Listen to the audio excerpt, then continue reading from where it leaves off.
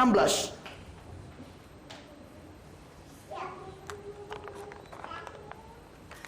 Sebab siapakah yang mengetahui pikiran Tuhan sehingga ia dapat menasehati dia? Tetapi kami, siapa?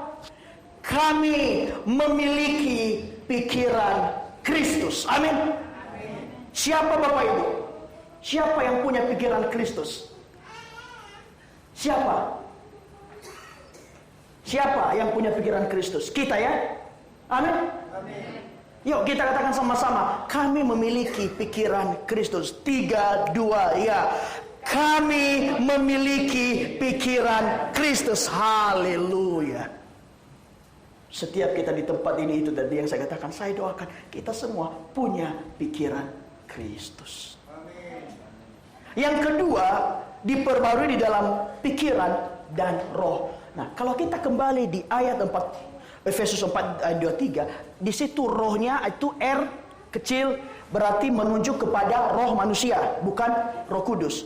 Nah, Tuhan menghendaki roh kita ini diperbaharui menjadi Roh Kudus. Nah, kita baca satu ayat di 1 Korintus 2 ayat 12 sampai 14. 1 Korintus 2 12-14. Nah, perhatikan ini baik-baik Bapak Ibu. Kita tidak menerima roh dunia ini. Amin. Kita tidak menerima, tetapi banyak orang mengambil roh dunia di dalam dirinya. Tuhan berkata kita tidak menerima, tetapi banyak orang yang mengambil. Tapi saya berdoa anak-anak Tuhan di tempat ini menerima dan menolak, menerima Roh Kudus dan menerima dan menolak roh dunia.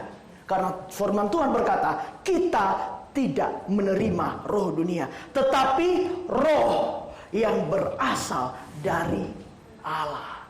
Supaya kita tahu apa yang dikaruniakan kepada kita. Lanjut 13. Dan karena kami menafsirkan hal-hal rohani kepada mereka yang mempunyai roh, kami berkata-kata tentang karunia-karunia Allah dengan perkataan yang bukan diajarkan kepada kami oleh hikmat manusia, tetapi oleh roh. Ayat 14. Tetapi manusia duniawi, ingat, manusia duniawi tidak menerima apa yang berasal dari roh Allah. Pertama, Tuhan tidak pernah memberikan kita roh dunia. Tetapi kalau kita memaksa untuk mengambil roh dunia menjadi roh kita, maka firman Tuhan berkata, manusia duniawi yang mengikuti roh dunia tidak menerima apa yang berasal daripada roh Allah. Amin.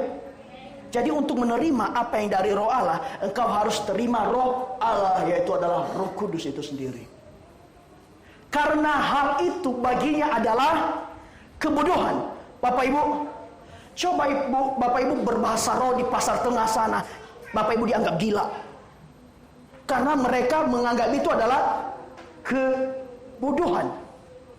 Dan ia tidak dapat memahaminya, sebab hal itu hanya dapat dinilai secara rohani. Amin.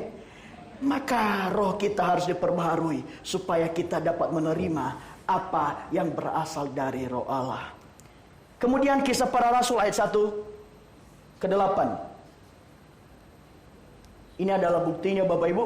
Tetapi kamu akan menerima kuasa kalau Roh Kudus turun ke atas kamu. Ini udah sering kali kita baca Bapak Ibu. Dan kamu akan menjadi saksiku di Yerusalem dan seluruh Yudea, Samaria dan sampai ke ujung bumi. Untuk menerima kuasa dan menjadi saksi Kristus, maka rohmu harus diperbaharui. Bukan roh dunia, tetapi Roh Kudus, Roh Kristus, supaya engkau menerima kuasa dan engkau menjadi saksi Yesus di bumi ini.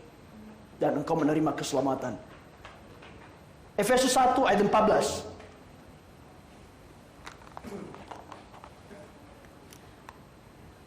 Efesus 1 ayat 14. Dan Roh Kudus itu adalah jaminan. Bapak Ibu, apa jamin yang menjamin kita selamat? Apa buktinya? Engkau terima Roh Kudus. Dan Roh Kudus itu adalah jaminan bagian kita sampai kita memperoleh seluruhnya, yaitu penebusan yang menjadikan kita milik Allah untuk memuji kemuliaan namanya. Engkau harus terima Roh Allah, engkau terima Roh Kudus, karena itu menjadi jaminan, itu menjadi materai di stempel punya Yesus. Bukti stempel kita bahwa kita punya Kristus adalah engkau dimateraikan dengan Roh Kudus, engkau terima Roh Kudus. Tanpa Roh Kudus tidak ada jaminan bahwa engkau menerima Yesus. Karena barang siapa yang menerima Yesus, dia juga akan menerima Roh Kudus, Roh Allah, Roh Kristus sebagai jaminan.